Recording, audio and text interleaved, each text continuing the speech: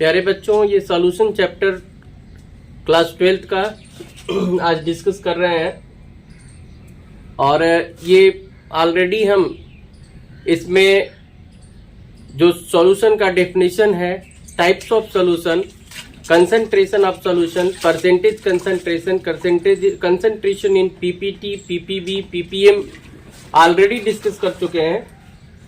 तो आज हम ये colligative properties part 3 video discuss कर रहे हैं। और सबसे पहले तो हम ये समझते हैं कि कोलिगेटिव प्रॉपर्टीज मीन्स होता क्या है। तो colligative properties means those properties of solution which depend upon number of particles of solute but do not depend upon the nature of solute। मतलब सॉल्यूट के जो पार्टिकल्स होते हैं उनकी संख्या पर डिपेंड करता है। देखिए हिंदी में इसीलिए इसको अणुसंख्य बोलते हैं।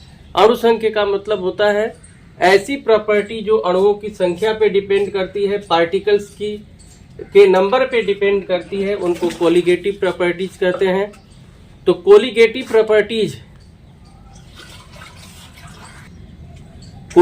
प्रॉपर्टीज जनरली ये 4 टाइप की होती है। द लोअरिंग वेपर प्रेशर या the relative lowering vapour pressure, ये फर्स्ट टाइप है। सेकेंड है osmotic pressure, third the elevation in boiling point and fourth depression in freezing point. तो फर्स्ट है the relative lowering vapour pressure, second osmotic pressure, third the elevation in boiling point and fourth depression in freezing point. अलग अलग book में इनका जो sequence है अलग अलग होता है, तो एक एक करके हम लोगों को समझना है। तो कोलिगेटिव प्रॉपर्टीज में ये फर्स्ट डिस्कस कर रहे हैं the relative lowering vapour pressure. तो हम लोगों को समझना है कि रिलेटिव लोअरिंग वेपर प्रेशर क्या है। वैसे तो डायरेक्ट हम लिख दे रहे हैं P0 minus PS upon P0। अब ये वैल्यू कैसे आती है, तो समझने की बात ये है कि जैसे ये एक कंटेनर है और इसमें प्योर लिक्विड सॉल्वेंट है, प्योर लिक्विड सॉल्वेंट। अब प्योर लिक्विड सॉल्वेंट वाटर भी हो सकता है, अल्कोहल भी हो सकता है, मिल्क भी हो सकता है, कोई भी प्योर लिक्विड सॉल्वेंट हो सकता है। अब जैसे किसी टेम्परेचर पर इसको हीट करते हैं तो वेपर प्रेशर, ये बैरोमीटर, थर्मामीटर ये लगा रहता है जो टेम्परेचर और मेजर करता है, टेम्परेचर मेजर करता है और बैरोमीटर प्रेशर मेजर करता है। तो किसी गिवन टेम्परेचर पे, जैसे मान लीजिए कि 60 डिग्री सेल्सियस पे हम प्रेशर निकाल रहे हैं, प्रेशर बैरोमीटर से P की वैल्यू निकाल रहे हैं, तो जो भी वैल्यू आई, और अब हम क्या किए कि इसी लिक्विड में ये जो सॉल्वेंट है, इस सॉल्वेंट में हम एक ऐसा सॉल्यूट मिला दिए, जो सॉलिड है। क्या है? सॉलिड है और नॉन वोलेटाइल और non electrolyte, non volatile and non electrolyte solid solute को मिला दिए। तो मिलाने के बाद जब देखा गया कि उसी टेम्परेचर पे 60 डिग्री सेल्सियस या जो भी गिवन टेम्परेचर है उस पे जो ये प्रेशर है PS, इसका जो प्रेशर है प्योर लिक्विड सॉल्वेंट का, ये P0 है और सॉल्यूशन को के प्रेशर को हम PS से डिनोट करते हैं। तो ये PS कम हो गया, टेम्परेचर उतना ही था लेकिन PS P0 से कम हो गया। अब क्यों कम हुआ? तो ये जो सॉलिड हम सॉलिड सॉल्यूट डाल रहे थे, तो ये सॉल्वेंट के बीच में आकर के स्पेस ऑक्यूपाई कर लिया। स्पेस जब ऑक्यूपाई कर लिया तो फोर्स ऑफ एट्रैक्शन बढ़ गया। फोर्स ऑफ एट्रैक्शन बढ़ने से उसी टेम्परेचर पर कम वेपर बनने लगी, जिससे कि वेपर का प्रेशर कम हो गया। तो कितना कम हुआ? The lowering vapour pressure. तो शुरू में P0 था, अब घट करके PS हो गया। तो P0 माइनस PS, ये लोअरिंग वेपर प्रेशर है, द लोअरिंग वेपर प्रेशर।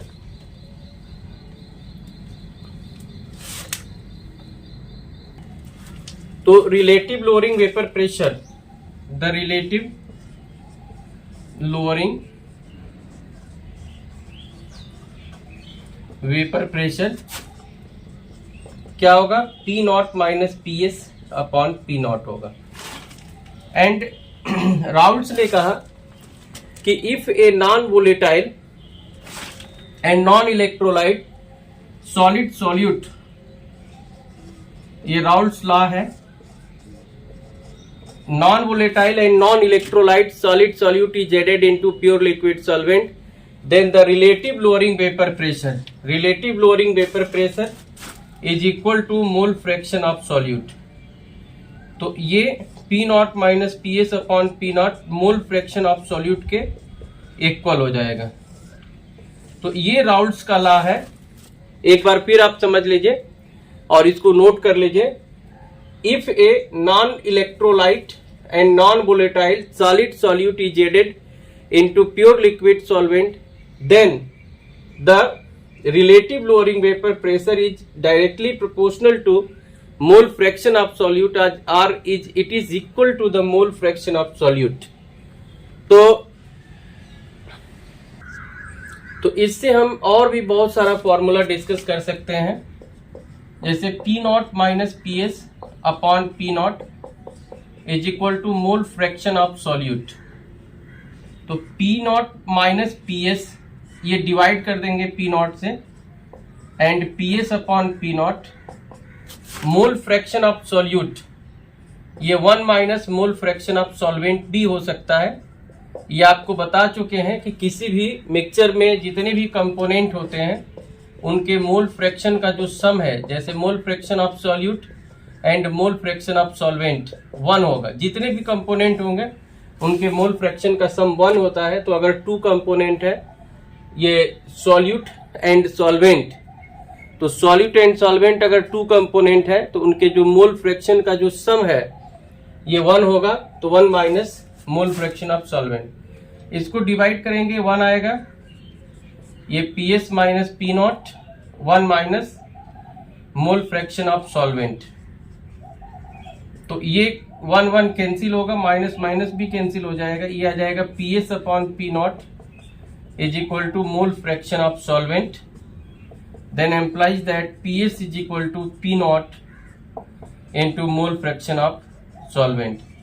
तो ये एक फॉर्मूला बन गया। तो फर्स्ट फॉर्मूला तो ये था P not minus P S upon P not Raoult's law से, और उसी से ये सेकेंड फॉर्मूला बन गया कि PS यानी कि PS क्या है, वेपर प्रेशर ऑफ सॉल्यूशन है, P not vapour pressure of solvent and mole fraction of solvent, इसको मल्टीप्लाई कर देंगे तो क्या मिल जाएगा, ये वेपर प्रेशर ऑफ सॉल्यूशन। तो अब इससे हम एक थर्ड फॉर्मूला भी बना सकते हैं, जैसे P not minus P S upon P not mole fraction के प्लेस पर N1 upon N1 plus N2। अब इसमें ये N1 की जो वैल्यू है ये N2 से अगर बहुत कम होगी, वेरी लेस होगी, तो P not minus P S upon P not is equal to N1 upon N2 होगा, या P not minus P S upon P not N1, ये N2 के प्लेस पे W2 M2 कर देंगे, और 1 ये एक फॉर्मूला बन गया। अगर मोलेलिटी के टर्म में बनाना चाहते हैं तो N1 इंटू 1000 से ऊपर नीचे ये मल्टीप्लाई डिवाइड कर देंगे, ये M2 अपॉन 1000। तो ये जो फॉर्मूला होगा इसके प्लेस पे मोलेलिटी लिख देंगे, तो M2 अपॉन 1000। M2 क्या है, तो M2 molar mass of solvent है, मोलर मास ऑफ सॉल्वेंट। तो इस तरह से ये भी एक फॉर्मूला डिराइव हो गया। तो आपको इस फॉर्मूले का यूज अगर करना है तो अगर ये जो N1 है अगर N2 से बहुत कम होगा तब फिर ये जो P not minus P S, या जो ये थर्ड फॉर्मूला ये बन जाएगा P not minus P S upon P not M2 upon 1000। तो स्मॉल m, ये स्मॉल m मोलेलिटी है, molality, molality and m2 molar mass of solvent है। तो इस तरह से ये हम the relative lowering vapour pressure को समझ रहे थे, Raoult's law for solid liquid solvent. अब हम लोग समझेंगे Raoult's law for liquid liquid solvent ideal solution. तो हम लोग ये समझ रहे हैं Raoult's law for liquid liquid solvent. यहां कंडीशन है कि अगर हम टू लिक्विड को अगर मिक्स कर रहे हैं, जैसे मान लीजिए कि ये लिक्विड ए है और लिक्विड बी है, तो ये आइडियल सॉल्यूशन ही बनना चाहिए, उसी पर ये राउल्ट्स लॉ एप्लीकेबल होगा। अगर टू लिक्विड्स को मिलाने पर अगर आइडियल सॉल्यूशन फॉर्म हो रहा है, तो हम लोग ये समझेंगे कि कैसे ये mole fraction in liquid phase इसमें कैसे हम निकालेंगे। उसके बाद ये mole fraction in vapour phase ये कैसे कैलकुलेट करेंगे। फिर टोटल प्रेशर इन वेपर ये कैसे कैलकुलेट करेंगे, इनको हमको समझना है। तो जैसे मान लीजिए ये लिक्विड ए है और ये लिक्विड बी है, ये दोनों मिलके आइडियल सॉल्यूशन बना रहे हैं। अगर इसका मास W1 है, इसका W2 ग्राम है, ये मास इन ग्राम, तो मोलर मास हम निकाल लेंगे। मोलर मास ये M1 होगा, M2। अब मोलर मास जब निकल जाएगा तो नंबर ऑफ मोल्स निकल जाएगा, नंबर ऑफ मोल्स। तो N1 is equal to W1 upon M1 and N2 is equal to W2 upon M2। अब नंबर ऑफ मोल्स निकल जाएगा तो mole fraction in liquid phase, ये मोल फ्रैक्शन होगा N1 जिसका निकालना है, उसका मोल्स ऊपर रहेगा, N1 plus N2 and X2 is equal to N2 upon N1 plus N2, और इन दोनों का सम करेंगे तो ये 1 आ जाएगा। अब अगर मोल फ्रैक्शन अगर पता चल गया वेपर फेज में, जैसे मोल फ्रैक्शन आप सॉल्यूट कर लीजिए, मोल फ्रैक्शन ऑफ सॉल्यूट, तो ये XA इसकी वैल्यू पता चल गई, तो हम क्या निकाल सकते हैं, हम निकाल सकते हैं पार्शियल प्रेशर ऑफ A। तो पार्शियल प्रेशर ऑफ A, तो अब जैसे इनका प्योर स्टेट में PA0 दिया हुआ है, प्योर स्टेट में वेपर प्रेशर, इनके मोल फ्रैक्शन से मल्टीप्लाई कर देंगे। उसी तरह से अगर पार्शियल प्रेशर ऑफ B निकालना है, पार्शियल प्रेशर ऑफ B, तो PB क्या है, ये प्योर स्टेट में वेपर प्रेशर है, अब मोल फ्रैक्शन से मिलाने के बाद जो मोल फ्रैक्शन आ रहा है उससे मल्टीप्लाई कर देंगे, तो इनका पार्शियल प्रेशर निकल जाएगा। और टोटल प्रेशर कैसे निकलेगा, तो PA प्लस PB दोनों को आप प्लस कर देंगे, PA प्लस PB। अगर मोल फ्रैक्शन इन वेपर फेज अगर निकालना है, मोल fraction in vapour phase, mole fraction of A in vapour phase, तो ये PA upon PA plus PB, और मोल fraction of B in vapour phase, तो ये हो जाएगा PB upon PA plus PB। तो अगर ये कंसेप्ट आपको क्लियर हो गया तो आप इस पे कोई भी न्यूमेरिकल सॉल्व कर सकते हैं। तो ये राउल्ट्स लॉ फॉर ये लिक्विड सॉल्वेंट जो दोनों फॉर्म करके नॉन आइडियल सॉल्यूशन बनाते हैं, तो उसके लिए एक कंसेप्ट था नॉर्मल वेपर प्रेशर। ये जो इसका मतलब ये होता है कि जो बॉइलिंग पॉइंट है, तो बॉइलिंग पॉइंट ये ऐसा टेम्परेचर है जैसे वाटर का अगर बॉइलिंग पॉइंट 100 डिग्री सेल्सियस या 373 केल्विन है तो वेपर प्रेशर 1 atm होता है। मतलब जो बॉइलिंग पॉइंट है उस बॉइलिंग पॉइंट पे किसी भी लिक्विड का सॉल्वेंट का जो वेपर प्रेशर होता है ये 1 atm होता है, ये आपको याद रखना है। या अगर इसमें करेंगे तो 760 mmHg मिलीमीटर Hg या 76 सेंटीमीटर Hg होगा। तो इस पे एक न्यूमेरिकल हम लोग डिस्कस करते हैं कि calculate the relative lowering vapour pressure, relative lowering vapour pressure if 2 gram sugar is dissolved in 200 ml solution, density of solution is equal to 1.2 gram per ml। तो इसमें हमको रिलेटिव लोअरिंग वेपर प्रेशर निकालना है। अब the relative lowering vapour pressure क्या होता है?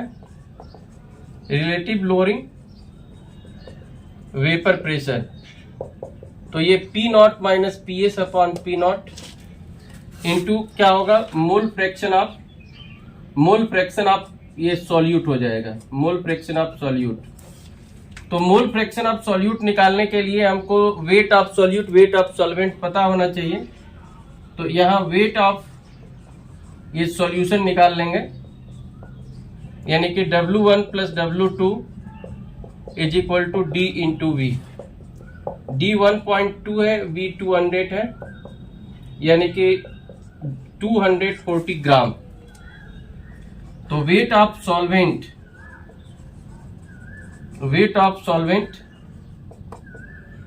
W2 240 minus 2 238 ग्राम।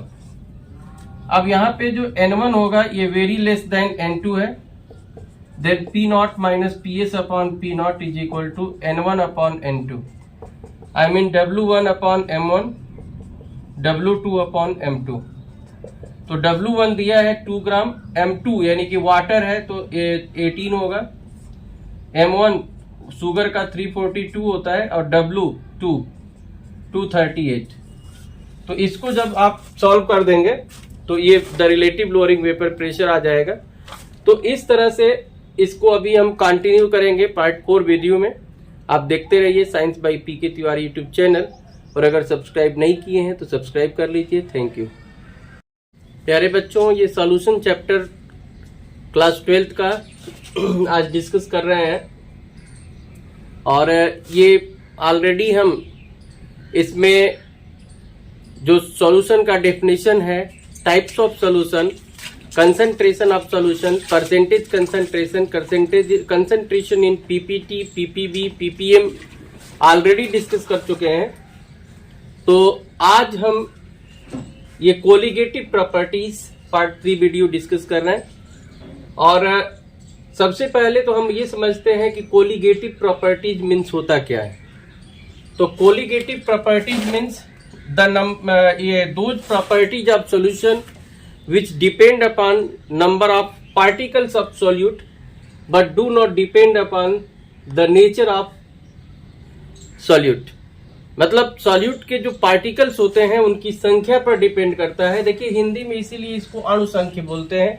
अणुसंख्य का मतलब होता है ऐसी प्रॉपर्टी जो अणुओं की संख्या पे डिपेंड करती है, पार्टिकल्स के नंबर पे डिपेंड करती है, उनको कोलिगेटिव प्रॉपर्टीज कहते हैं। तो कोलिगेटिव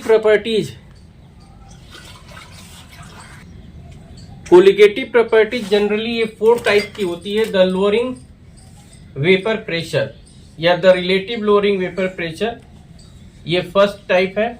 सेकेंड है osmotic pressure, third the elevation in boiling point, and fourth depression in freezing point. तो फर्स्ट है the relative lowering vapour pressure, second osmotic pressure, third the elevation in boiling point, and fourth depression in freezing point. अलग अलग book में इनका जो sequence है अलग अलग होता है, तो एक एक करके हम लोगों को समझना है। तो कॉलिगेटिव प्रॉपर्टीज में ये फर्स्ट डिस्कस कर रहे हैं the relative lowering vapour pressure. तो हम लोगों को समझना है कि रिलेटिव लोअरिंग वेपर प्रेशर क्या है। वैसे तो डायरेक्ट हम लिख दे रहे हैं P not minus P S upon P not. अब ये वैल्यू कैसे आती है, तो समझने की बात ये है कि जैसे ये एक कंटेनर है और इसमें प्योर लिक्विड सॉल्वेंट है, प्योर लिक्विड सॉल्वेंट। अब प्योर लिक्विड सॉल्वेंट वाटर भी हो सकता है, अल्कोहल भी हो सकता है, मिल्क भी हो सकता है, कोई भी प्योर लिक्विड सॉल्वेंट हो सकता है। अब जैसे किसी टेम्परेचर पर इसको हीट करते हैं तो वेपर प्रेशर, ये बैरोमीटर, थर्मामीटर ये लगा रहता है जो टेम्परेचर और मेजर करता है, टेम्परेचर मेजर करता है और बैरोमीटर प्रेशर मेजर करता है।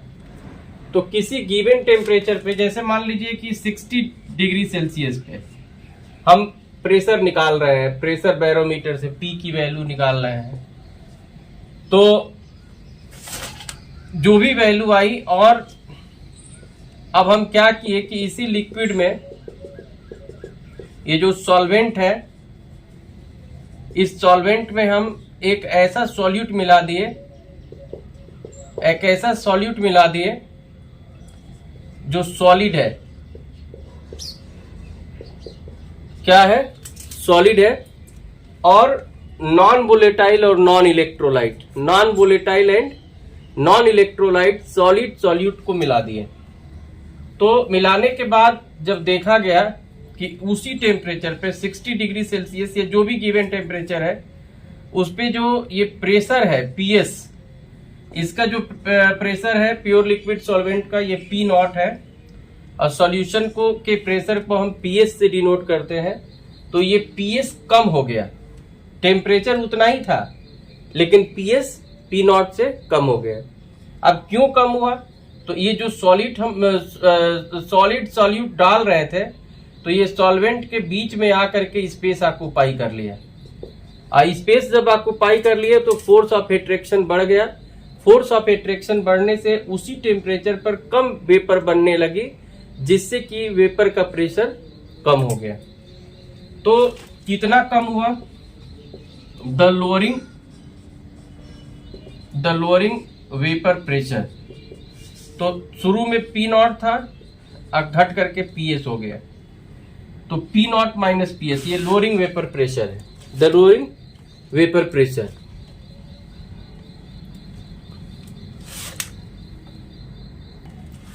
तो relative lowering vapour pressure, the relative lowering vapour pressure क्या होगा? P not minus PS upon P naught होगा। एंड राउल्ट्स ने कहा कि if a non volatile and non electrolyte solid solute, ये राउल्ट्स लॉ है, non volatile and non electrolyte solid solute is added into pure liquid solvent, then the relative lowering vapour pressure, relative lowering vapour pressure is equal to mole fraction of solute. तो ये P not minus PS upon P not mole fraction of solute के equal हो जाएगा। तो ये Raoult's का law है। एक बार फिर आप समझ लीजिए और इसको नोट कर लीजिए। If a non electrolyte and non volatile solid solute is added into pure liquid solvent, then the relative lowering vapor pressure is directly proportional to mole fraction of solute, or it is equal to the mole fraction of solute। तो इससे हम और भी बहुत सारा formula discuss कर सकते हैं, जैसे P not minus PS upon P not is equal to mole fraction of solute. तो P नॉट माइनस PS ये डिवाइड कर देंगे P नॉट से, and PS upon P not mole fraction of solute, ये 1 minus mole fraction of solvent भी हो सकता है।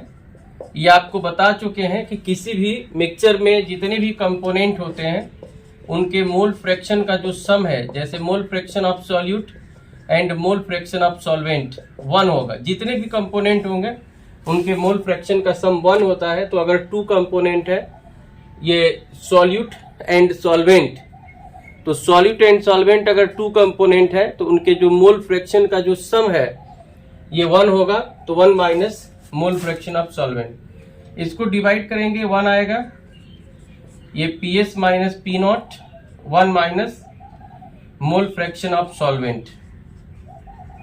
तो ये 1 1 कैंसिल होगा, माइनस माइनस भी कैंसिल हो जाएगा, ये आ जाएगा PS upon P not is equal to mole fraction of solvent, then implies that PS is equal to P not into mole fraction of solvent.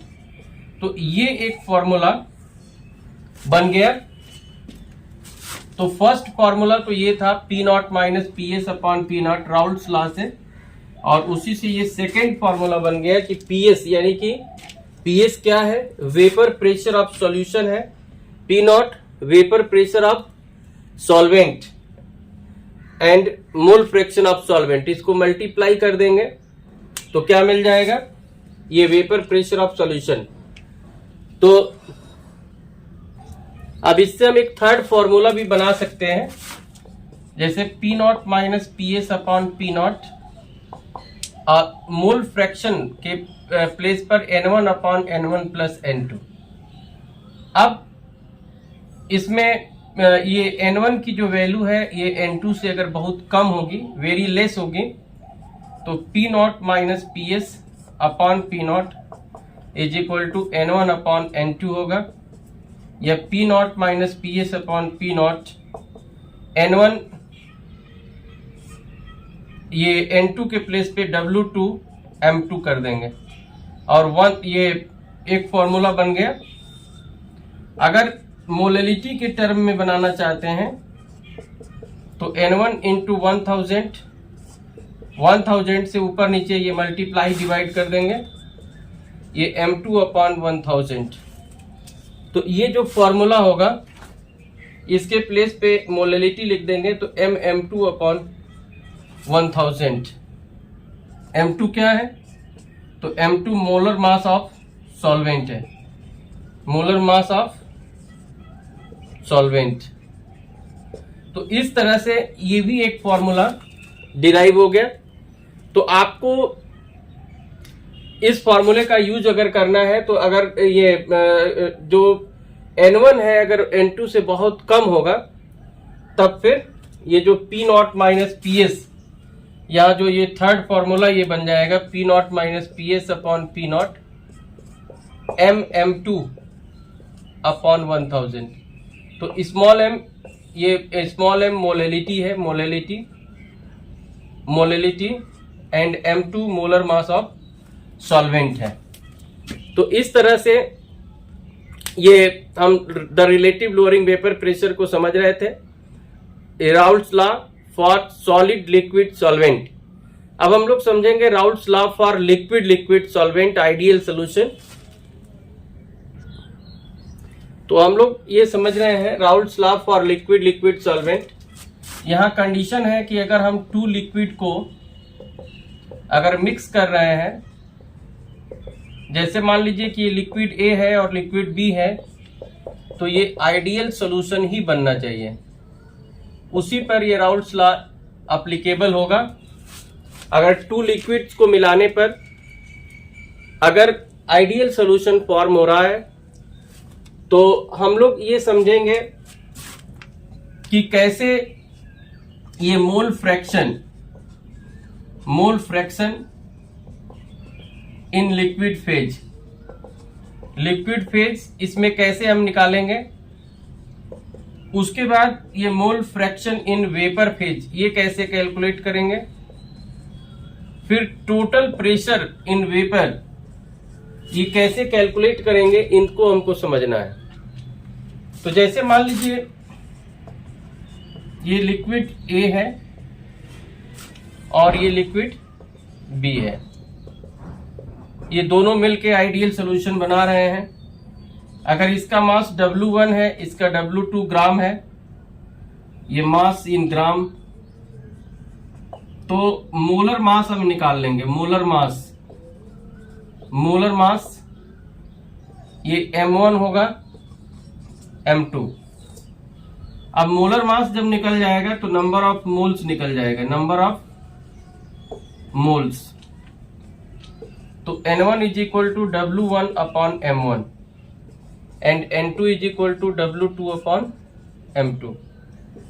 अब नंबर ऑफ मोल्स निकल जाएगा तो mole fraction in liquid phase, ये mole fraction होगा N1 जिसका निकालना है उसका मोल्स ऊपर रहेगा, N1 plus N2 and X2 is equal to N2 upon N1 plus N2, और इन दोनों का सम करेंगे तो ये 1 आ जाएगा। अब अगर मोल फ्रैक्शन अगर पता चल गया वेपर फेज में, जैसे मोल फ्रैक्शन आप सॉल्यूट कर लीजिए, मोल फ्रैक्शन ऑफ सॉल्यूट, तो ये XA इसकी वैल्यू पता चल गई तो हम क्या निकाल सकते हैं, हम निकाल सकते हैं पार्शियल प्रेशर ऑफ A। तो पार्शियल प्रेशर ऑफ A, तो अब जैसे इनका प्योर स्टेट में PA0 दिया हुआ है, प्योर स्टेट में वेपर प्रेशर, इनके मोल फ्रैक्शन से मल्टीप्लाई कर देंगे। उसी तरह से अगर पार्शियल प्रेशर ऑफ B निकालना है, पार्शियल प्रेशर ऑफ B, तो PB क्या है, ये प्योर स्टेट में वेपर प्रेशर है, अब मोल फ्रैक्शन से मिलाने के बाद जो मोल फ्रैक्शन आ रहा है उससे मल्टीप्लाई कर देंगे तो इनका पार्शियल प्रेशर निकल जाएगा। और टोटल प्रेशर कैसे निकलेगा, तो PA प्लस PB दोनों को आप प्लस कर देंगे, PA प्लस PB। अगर मोल फ्रैक्शन इन वेपर फेज अगर निकालना है, मोल fraction in vapour phase, mole fraction of A in vapour phase, तो ये PA upon PA plus PB, और मोल fraction of B in vapour phase, तो ये हो जाएगा PB upon PA plus PB। तो अगर ये कंसेप्ट आपको क्लियर हो गया तो आप इस पे कोई भी न्यूमेरिकल सॉल्व कर सकते हैं।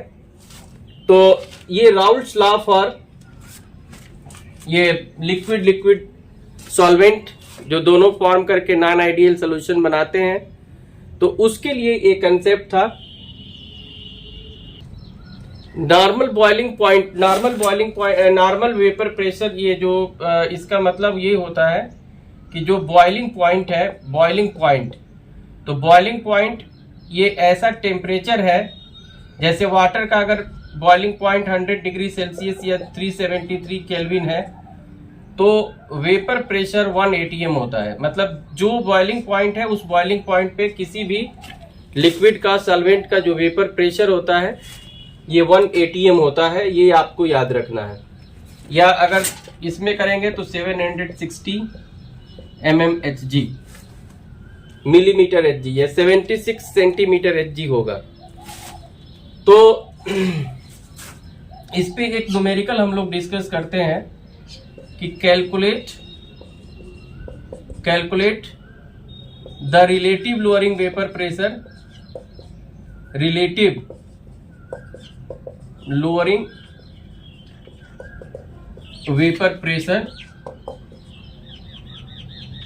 if 2 gram sugar is dissolved in 200 ml solution, density of solution is equal to 1.2 gram per ml। तो इसमें हमको रिलेटिव लोअरिंग वेपर प्रेशर निकालना है। अब the relative lowering vapour pressure क्या होता है, रिलेटिव लोअरिंग वेपर प्रेशर, तो ये P0 minus PS upon P0 into क्या होगा, मोल फ्रैक्शन ऑफ ये सॉल्यूट हो जाएगा, मोल फ्रैक्शन ऑफ सॉल्यूट। तो मोल फ्रैक्शन ऑफ सॉल्यूट निकालने के लिए हमको weight of solute, weight of solvent पता होना चाहिए। तो यहाँ वेट ऑफ ये सॉल्यूशन निकाल लेंगे, यानी कि W1 plus W2 is equal to D into V. D 1.2 है, V 200 है, यानी कि 240 ग्राम। तो weight of solvent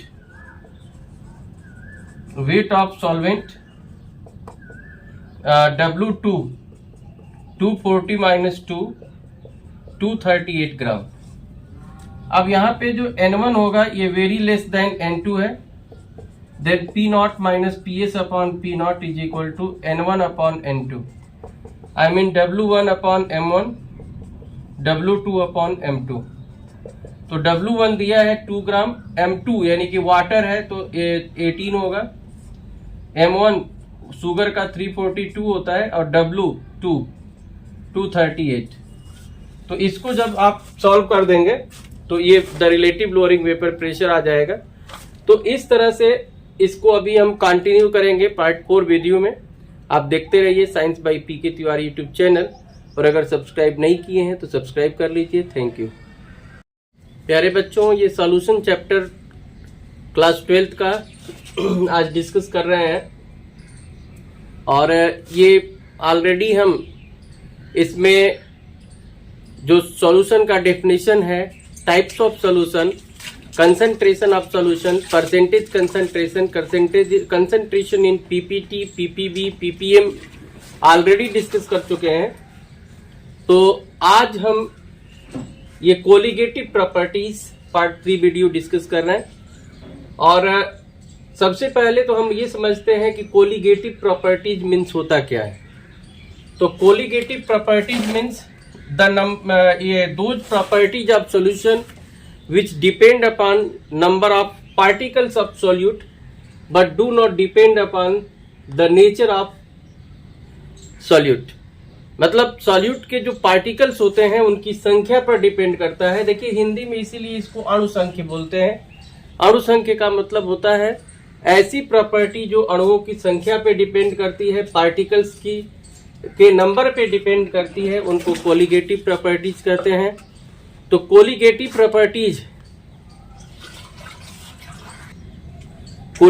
properties generally ये 4 टाइप की होती है। द लोअरिंग वेपर प्रेशर या the relative lowering vapour pressure, ये फर्स्ट टाइप है। सेकेंड है osmotic pressure, third the elevation in boiling point, and fourth depression in freezing point. तो first है the relative lowering vapour pressure, second osmotic pressure, third the elevation in boiling point, and fourth depression in freezing point. अलग अलग book में इनका जो sequence है अलग अलग होता है, तो एक एक करके हम लोगों को समझना है। तो कोलिगेटिव प्रॉपर्टीज में ये फर्स्ट डिस्कस कर रहे हैं the relative lowering vapour pressure. तो हम लोगों को समझना है कि रिलेटिव लोअरिंग वेपर प्रेशर क्या है। वैसे तो डायरेक्ट हम लिख दे रहे हैं P not minus P S upon P not. अब ये वैल्यू कैसे आती है, तो समझने की बात ये है कि जैसे ये एक कंटेनर है और इसमें प्योर लिक्विड सॉल्वेंट है, प्योर लिक्विड सॉल्वेंट। अब प्योर लिक्विड सॉल्वेंट वाटर भी हो सकता है, अल्कोहल भी हो सकता है, मिल्क भी हो सकता है, कोई भी प्योर लिक्विड सॉल्वेंट हो सकता है।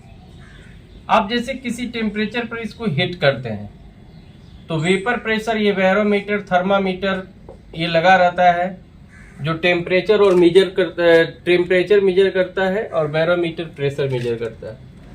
तो किसी गिवन टेम्परेचर पे, जैसे मान लीजिए कि 60 डिग्री सेल्सियस पे हम प्रेशर निकाल रहे हैं, प्रेशर बैरोमीटर से पी की वैल्यू निकाल रहे हैं, तो जो भी वैल्यू आई, और अब हम क्या किए कि इसी लिक्विड में ये जो सॉल्वेंट है, इस सॉल्वेंट में हम एक ऐसा सॉल्यूट मिला दिए, जो सॉलिड है। क्या है? सॉलिड है, और नॉन वोलेटाइल और non electrolyte, non volatile and non electrolyte solid solute को मिला दिए। तो मिलाने के बाद जब देखा गया कि उसी टेम्परेचर पे 60 डिग्री सेल्सियस या जो भी गिवन टेम्परेचर है उस पे जो ये प्रेशर है पीएस, इसका जो प्रेशर है प्योर लिक्विड सॉल्वेंट का ये पी नॉट है और सॉल्यूशन को के प्रेशर को हम पीएस से डिनोट करते हैं। तो ये पीएस कम हो गया, टेम्परेचर उतना ही था लेकिन पीएस पी नॉट से कम हो गया। अब क्यों कम हुआ? तो ये जो सॉलिड हम सॉलिड सॉल्यूट डाल रहे थे तो ये सॉल्वेंट के बीच में आकर के स्पेस ऑक्यूपाई कर लिया। स्पेस जब ऑक्यूपाई कर लिया तो फोर्स ऑफ एट्रैक्शन बढ़ गया। फोर्स ऑफ एट्रैक्शन बढ़ने से उसी टेम्परेचर पर कम वेपर बनने लगी, जिससे कि वेपर का प्रेशर कम हो गया। तो कितना कम हुआ? The lowering vapour pressure. तो शुरू में पी नॉट था, अब घट करके पीएस हो गया। तो पी नॉट माइनस पीएस, ये लोअरिंग वेपर प्रेशर है, the lowering vapour pressure.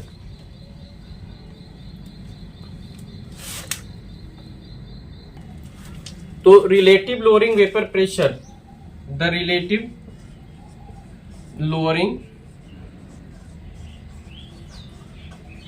Vapour pressure क्या होगा? P not minus P S upon P not होगा। एंड राउल्ट्स ने कहा कि if a non volatile and non electrolyte solid solute, ये Raoult's law है, non volatile and non electrolyte solid solute is added into pure liquid solvent, then the relative lowering vapor pressure is equal to mole fraction of solute। तो ये P not minus P S upon P not mole fraction of solute के equal हो जाएगा। तो ये Raoult's का law है, एक बार फिर आप समझ लीजिए और इसको नोट कर लीजिए। If a non electrolyte and non volatile solid solute is added into pure liquid solvent, then the relative lowering vapor pressure is directly proportional to mole fraction of solute or it is equal to the mole fraction of solute। तो इससे हम और भी बहुत सारा formula discuss कर सकते हैं, जैसे P not minus P S upon P not is equal to mole fraction of solute. तो P not minus P S ये डिवाइड कर देंगे P नॉट से, and P S upon P not mole fraction of solute, ये 1 minus mole fraction of solvent भी हो सकता है। ये आपको बता चुके हैं कि किसी भी मिक्सचर में जितने भी कंपोनेंट होते हैं उनके मोल फ्रैक्शन का जो सम है, जैसे मोल fraction of solute and mole fraction of solvent 1 होगा। जितने भी कंपोनेंट होंगे उनके मोल फ्रैक्शन का सम 1 होता है। तो अगर 2 कंपोनेंट है, ये सॉल्यूट एंड सॉल्वेंट, तो सॉल्यूट एंड सॉल्वेंट अगर 2 कंपोनेंट है तो उनके जो मोल फ्रैक्शन का जो सम है ये 1 होगा। तो 1 minus mole fraction of solvent, इसको डिवाइड करेंगे 1 आएगा, ये P S minus P not 1 minus mole fraction of solvent. तो ये 1 1 कैंसिल होगा, माइनस माइनस भी कैंसिल हो जाएगा, ये आ जाएगा P S upon P not is equal to mole fraction of solvent, then implies that P S is equal to P not into mole fraction of solvent. तो ये एक फॉर्मूला बन गया। तो फर्स्ट फॉर्मूला तो ये था P not minus P S upon P not Raoult's law से, और उसी से ये सेकेंड फॉर्मूला बन गया कि पीएस, यानी कि पीएस क्या है? वेपर प्रेशर ऑफ सॉल्यूशन है, P not vapour pressure of solvent and mole fraction of solvent. इसको मल्टीप्लाई कर देंगे तो क्या मिल जाएगा? ये वेपर प्रेशर ऑफ सॉल्यूशन। तो अब इससे हम एक थर्ड फॉर्मूला भी बना सकते हैं, जैसे P not minus P S upon P not mole fraction के प्लेस पर N1 upon N1 plus N2। अब इसमें ये N1 की जो वैल्यू है ये N2 से अगर बहुत कम होगी, वेरी लेस होगी, तो P not minus P S upon P not is equal to N1 upon N2 होगा, या P not minus P S upon P not N1, ये N2 के प्लेस पे W2 M2 कर देंगे और 1, ये एक फॉर्मूला बन गया। अगर मोलैलिटी के टर्म में बनाना चाहते हैं तो N1 इंटू 1000 से ऊपर नीचे ये मल्टीप्लाई डिवाइड कर देंगे, ये M2 अपॉन 1000। तो ये जो फॉर्मूला होगा इसके प्लेस पे मोलैलिटी लिख देंगे, तो M2 अपॉन 1000। M2 क्या है? तो M2 molar mass of solvent है, मोलर मास ऑफ सॉल्वेंट। तो इस तरह से ये भी एक फॉर्मूला डिराइव हो गया। तो आपको इस फॉर्मूले का यूज अगर करना है तो अगर ये जो N1 है अगर N2 से बहुत कम होगा तब फिर ये जो P not minus P S, यहाँ जो ये थर्ड फॉर्मूला ये बन जाएगा P not minus P S upon P not M2 upon 1000। तो स्मॉल m, ये स्मॉल m मोलैलिटी है, molality and M2 molar mass of solvent है। तो इस तरह से ये हम the relative lowering vapour pressure को समझ रहे थे, Raoult's law for solid liquid solvent. अब हम लोग समझेंगे Raoult's law for liquid liquid solvent ideal solution. तो हम लोग ये समझ रहे हैं Raoult's law for liquid liquid solvent. यहाँ कंडीशन है कि अगर हम 2 लिक्विड को अगर मिक्स कर रहे हैं, जैसे मान लीजिए कि ये लिक्विड ए है और लिक्विड बी है, तो ये आइडियल सॉल्यूशन ही बनना चाहिए, उसी पर ये राउल्ट्स लॉ एप्लीकेबल होगा। अगर 2 लिक्विड्स को मिलाने पर अगर आइडियल सॉल्यूशन फॉर्म हो रहा है तो हम लोग ये समझेंगे कि कैसे ये mole fraction in liquid phase इसमें कैसे हम निकालेंगे। उसके बाद ये mole fraction in vapour phase ये कैसे कैलकुलेट करेंगे। फिर टोटल प्रेशर इन वेपर ये कैसे कैलकुलेट करेंगे, इनको हमको समझना है। तो जैसे मान लीजिए ये लिक्विड ए है और ये लिक्विड बी है, ये दोनों मिलके आइडियल सॉल्यूशन बना रहे हैं। अगर इसका मास W1 है, इसका W2 ग्राम है, ये मास इन ग्राम, तो मोलर मास हम निकाल लेंगे। मोलर मास ये M1 होगा M2। अब मोलर मास जब निकल जाएगा तो नंबर ऑफ मोल्स निकल जाएगा, नंबर ऑफ मोल्स। तो N1 is equal to W1 upon M1 and N2 is equal to W2 upon M2। अब नंबर ऑफ मोल्स निकल जाएगा तो mole fraction in liquid phase, ये मोल फ्रैक्शन होगा N1 जिसका निकालना है उसका मोल्स ऊपर रहेगा, N1 plus N2 and X2 is equal to N2 upon N1 plus N2, और इन दोनों का सम करेंगे तो ये 1 आ जाएगा। अब अगर मोल फ्रैक्शन अगर पता चल गया वेपर फेज में, जैसे मोल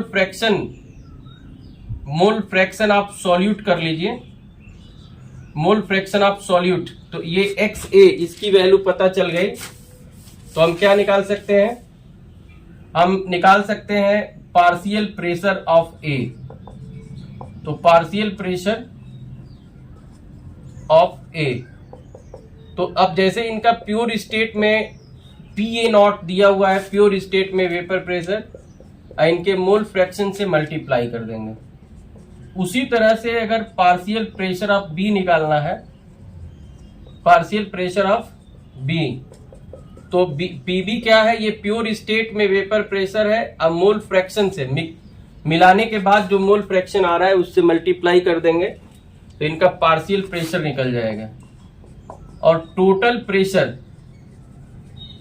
प्रेशर कैसे निकलेगा, तो पीए प्लस पीबी दोनों को आप प्लस कर देंगे, पीए प्लस पीबी।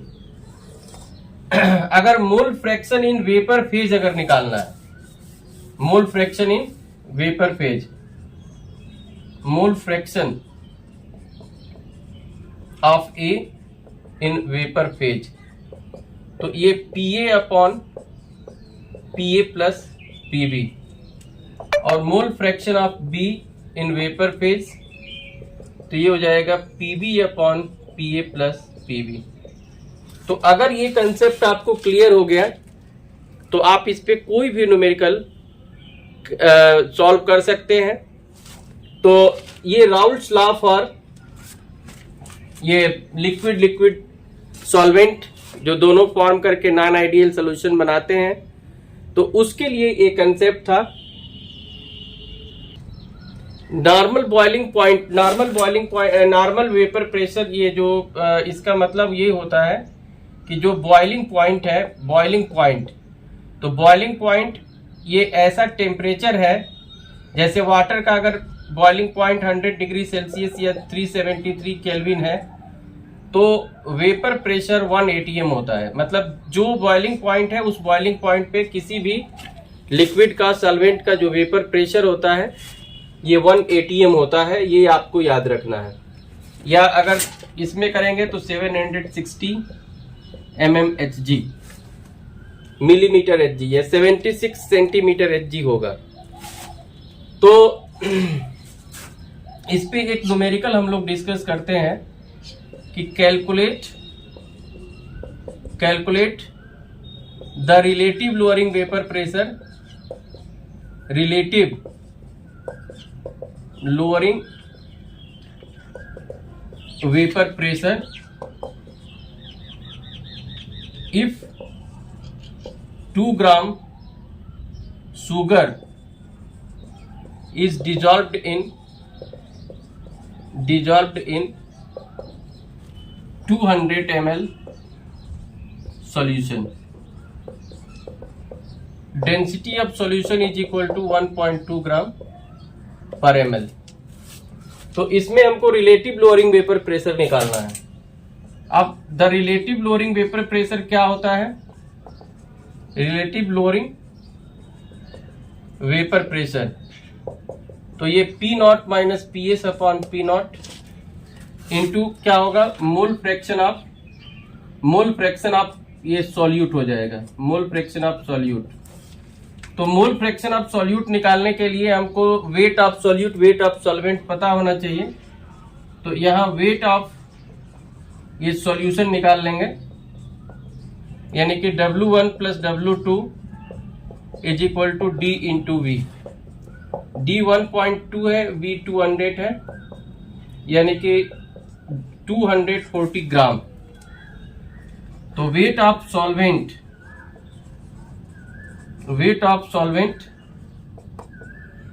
W2 240 माइनस 2 238 ग्राम। अब यहाँ पे जो N1 होगा ये वेरी लेस देन N2 है, then P not minus P S upon P not is equal to N1 upon N2, I mean W1 upon M1, W2 upon M2। तो W1 दिया है 2 ग्राम, M2 यानी कि वाटर है तो 18 होगा, M1 शुगर का 342 होता है, और W2 238। तो इसको जब आप सॉल्व कर देंगे तो ये the relative lowering vapour pressure आ जाएगा। तो इस तरह से इसको अभी हम कंटिन्यू करेंगे पार्ट 4 वीडियो में। आप देखते रहिए science by PK Tiwari YouTube channel, और अगर सब्सक्राइब नहीं किए हैं तो सब्सक्राइब कर लीजिए। Thank you.